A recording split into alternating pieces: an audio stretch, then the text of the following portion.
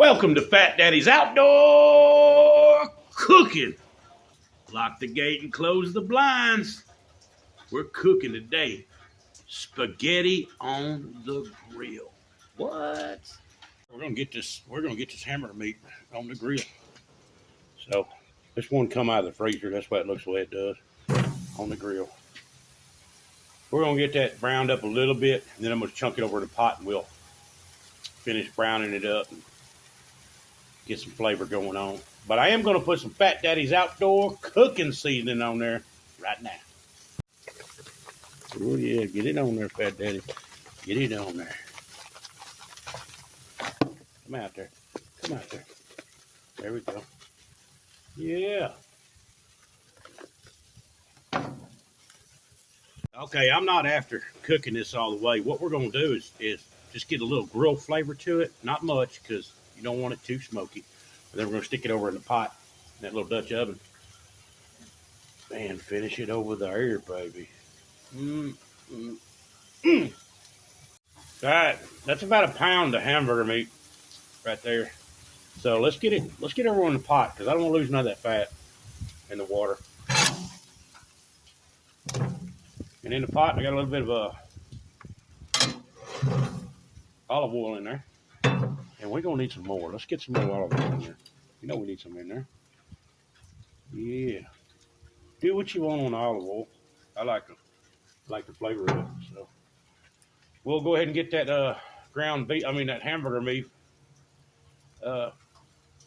browned up. Get ready, baby.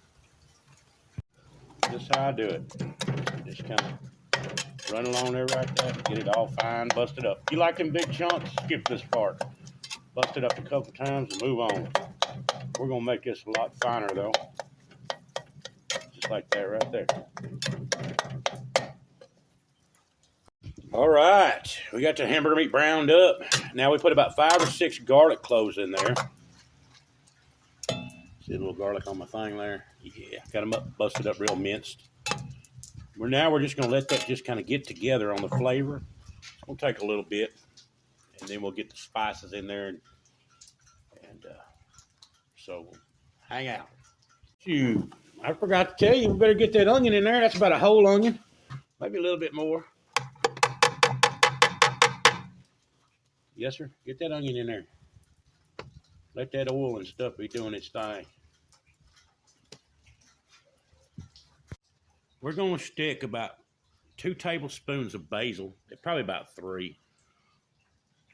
A heaping tablespoon of pepper, 2 beef bouillon cubes, and some of this. Check this out. This is onion powder that we grow in the garden. I mean, that we dehydrated and we just made it, turned it into powder. And then this is the basil we grow in the garden. See that?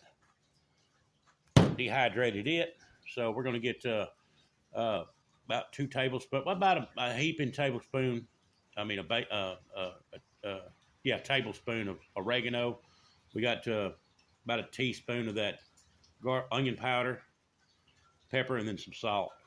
And you can salt it to taste, so you don't have to go crazy with it right yet. You can hang out on it and just chill. Let's get this over there in the meat. There's the pots of simmering. Get all this goodness in there. And then we're fixing to go get some canned tomatoes that we canned up. And then we're going to get some fresh tomatoes. Well, store-bought fresh tomatoes. And get them chunked up and put in there to have a little bit of stewed tomatoes in there. There's that jar of canned tomatoes we're putting in there. See? That's what you can do. Grow that sucker, can it, get it in your spaghetti sauce. All right, she's in there, and we're going to rinse out the jar with some water. Get that in there. I ain't going to waste nothing. Save that money. Plus, we need a little liquid in anyway. It's going to be simmering for a while to get them flavors incorporated. All right, y'all. In here, we're going to go and put some tomato paste in there. You know how I do. Cut the bottom off, cut the top off, leave the top part of the lid on there. Come right out. There she is in there. Empty. See that? All right, so we're going to chunk a little wine in there. Whatever flavor you got. I'm just going to put a little bit in there, not much. Then we're going to probably put a touch of sugar in there. I'm going to try it after a while first before I put any sugar in there to see how sweet it is. You know, them tomatoes might be sweet enough. So, but probably it's going to be just a touch of sugar in there. And then if I add any other seasonings to it, I'll let you know and keep you posted that way if I put anything else in there. But we're going to just let this simmer up and relax. Next, I'm putting 5 Roma tomatoes in there. They're just quartered up like that right there. Just quarter them up and get them in there. And they'll cook down. They won't be big old chunks in there. It'll be kind of stewed, depending on how long you let it simmer in there. Bat Daddy said, put that lid on there. Don't want to lose all that steam out of there. Put that lid on there. Got us another little stick underneath there, getting it flamed up a little bit. That'll build up some more coals too. Y'all keep in mind, if you want to go rugged and all that, you can do this over a campfire too. I'm just choosing to show you this style. It's a little different than cooking it inside. And like I said, if you enjoy this type of stuff, it's relaxing. I love doing it. All right, y'all. Let's check our doings. See what that spaghetti's doing. Spaghetti sauce is looking good. Ooh-wee. Gotta let them tomatoes cook down though. They're still pretty plump. She's coming along. And if you need to, you'll add a little water here and there. Just being able to control your fire and watch what it's doing. We'll get that lid back on there. And just let her chill out. You know, it's probably take an hour or so, maybe a little longer. That'd just be even better though, to get them flavors going together. You know, you all have ever had spaghetti sauce the next day when you make spaghetti? Oh man, it does something to it. It's like, just adds more flavor. Same thing with chili and stuff. There's something about it. But I'm gonna put another stick on there. Just kind of got a bed of coals going on there, but I'm gonna go ahead and throw this little stick on there and get it coming on. And then we'll add another one if we need so. Also, if y'all have any type of request or something y'all want me to try to cook something, if I can do it, I'll try it. And just put it in the comments below, and I'll try to do something. My brother-in-law mentioned spatchcock chicken. And my son, he came in Thanksgiving. It was funny because he lives down there in one of the big cities, and the chicken was like $10 for a little old hen. You know, it wasn't very big. It was like $10. I think he said $2 a pound or something like that. 5-pound little bird. And I said, well, let me look around up here and see if I can find something cheaper than that, because he wanted to do 2 of them for Thanksgiving. That was his deal. Was doing like a potluck Thanksgiving where you just go and bring something, and you know, everybody bring a little something different, and it makes different things taste different, you know, because it's not always the same thing. So anyway, I found them 2 birds, $5 a piece. I said, yeah, man, I got them on sale. So I think they were 77 cents a pound or somewhere in there. I don't know. It's January and that was in November. So how am I going to remember that, right? I should have told my wife. She would have remembered that. But anyway, he did the spatchcock. So I'm gonna try to duplicate that. It was very good. One, he did spicy, which really wasn't that spicy, but some people said it was. But and then I'll do the other one regular, and we'll do that one soon. We'll put that on the list. But if y'all got any ideas, chunk them down and down there in the comments or something, and I'll try to do it if I can do it, and you know, something you'd like to see. All right, let me show you something on this pot. See, I'm boiling way too hard. That fire's too hot. So what I'm gonna do is just adjust it, just bring it on right on over here to the edge and let her calm down a little bit. I'll get that lid back on there. But sometimes you got to do that when you're doing open flame and you ain't got no knobs right here on the front of this grill.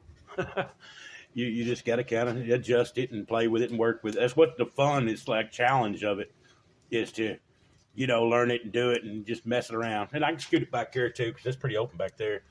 But you just kind of mess with it and play with it. I was taught in the Boy Scouts that you really want to cook over coals, not an open fire, you know, outdoors, but I'll do it both ways. Okay, here's the conclusion. We're going to take a little bit of sugar. We're going to get it in there just a little bit. We'll get some of that sugar in there. And then Baby girl said, had her try it. She said, we need a little bit more of that sweet basil in there. So that's what we're going to do. Get some more sweet basil in there. So that's a good pinch is what I did. Crumbling it up because some of it has little sticks that didn't get, the little stems and stuff that didn't get pulled out. Let me dish that. Let me fish that out with a spoon. So let me get it out of there. It's the stems off the basil. So when y'all saving your basil, make sure you just save the leaf part. All right, look at there. And look at them tomatoes, how they stewed down like that. Shoot, yeah. So we're gonna let that simmer for a little bit. All right, I'm not gonna cook the noodles out here. I'm gonna cook them inside. I can cook them out here, but we're choosing to do it inside. And then there's spaghetti laws. All right, I don't know if y'all know this or not. There's spaghetti rules and there's spaghetti laws. And one of the big laws is you do not put the noodles in that sauce right there. You cook them separate in water. El dente is the way I like them. Just not mushy. Of course, I still got teeth, so those of you who don't have teeth and want them mushy, get after it. But I don't want SpaghettiOs, so we're not putting them in the sauce. Put the spaghetti noodles, cook them el dente, put them on the plate, drain them, put them on the plate, and then sauce on top. Makes it really good. It's delicious like that. And I'll plate it up and show you what we got. All right, there she is. Taste test time. Gonna let it cool off just a touch. Woo, it's hot. Look what baby girl made. Look at them garlic knots. Man. We got to get her in a video making these. Man. That's restaurant right there. That is good. All right, let's try the spaghetti.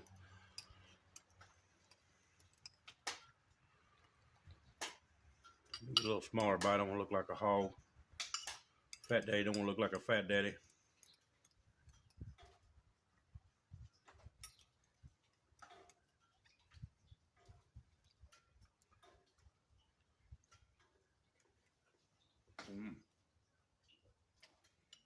Yeah, it's got some good flavor right there. Get that bread off in there too, boy. Look at that. Woo! We're going to do a video on this. We're going to get her in this video. Y'all put in the comments, do you want baby girls to do this garlic knot video? These are delicious. Look at this. Look how flaky they are. And they're not dense. They're fluffy. This would be a really good, like type homemade bread even, or a French bread. I mean, this is the best rolls. These are really good. All right, back to my spaghetti. All right, look at that. Go with it. Y'all try this during the ice storm. If your power's out, get out on the grill and do it.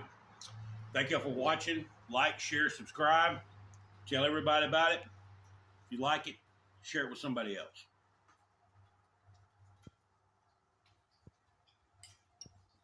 Cut!